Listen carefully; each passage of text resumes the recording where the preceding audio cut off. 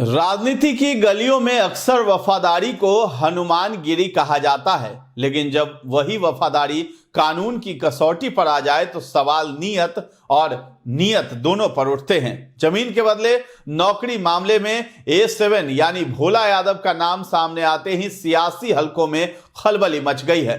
नमस्कार, आप देख रहे हैं न्यूज 8। मैं हूं आपके साथ रितेश शर्मा।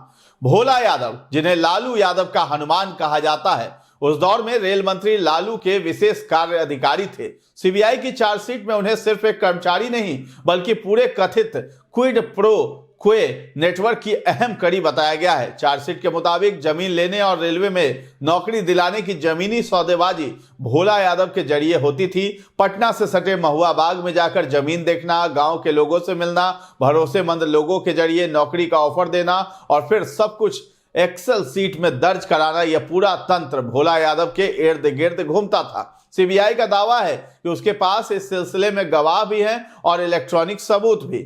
नागेंद्र राय का बयान इस मामले में खासा अहम माना जा रहा है। उनके अनुसार किशुनदेव राय जैसे लोग गांव-गांव घूमकर जमीन ट्रांसफर के लिए लोगों से संपर्क करते थे, जबकि भोला यादव खुद गांव का दौरा कर यह संदेश देते थे कि जमीन लालू यादव या उनके परिवार के नाम कर दी जाए। नागेंद्र राय का कहना है कि भोला यादव के आने से पहले ही गांव में खबर पहुंच जाती थी और उनका मकसद सिर्फ यही होता था कि सौदा बिना सवाल जवाब के पूरा हो जाए। बाद में वही जमीनें घूम फिर कर लालू परिवार के पास पहुंच गईं और जमीन देने वालों या उनके रिश्तेदारों को रेलवे में ग्रुप डी की नौकरी मिल गई। सीबीआई ने एक और गवाह नेमत अली के बयान का भी जिक्र किया है, जो लालू के कैंप कार्यालय में स्टेनोग्राफर थे। उनके मुताबिक भोला यादव उसी कैंप कार्यालय से काम करते थे और कंप्यूटर पर उम्मीदवारों के नाम, पिता का नाम और पता टाइप करवाते थे। यही नाम बाद में सब्स्टिट्यूट नियुक्तियों की एक्सेल सीट में पाए गए। हार्ड डिस्क की बरामदगी ने सीबीआई के शक को और भी पुख्ता कर दिया है। चार्जशीट का लहजा साफ है कि भोला यादव पर आईपीसी की धारा 420,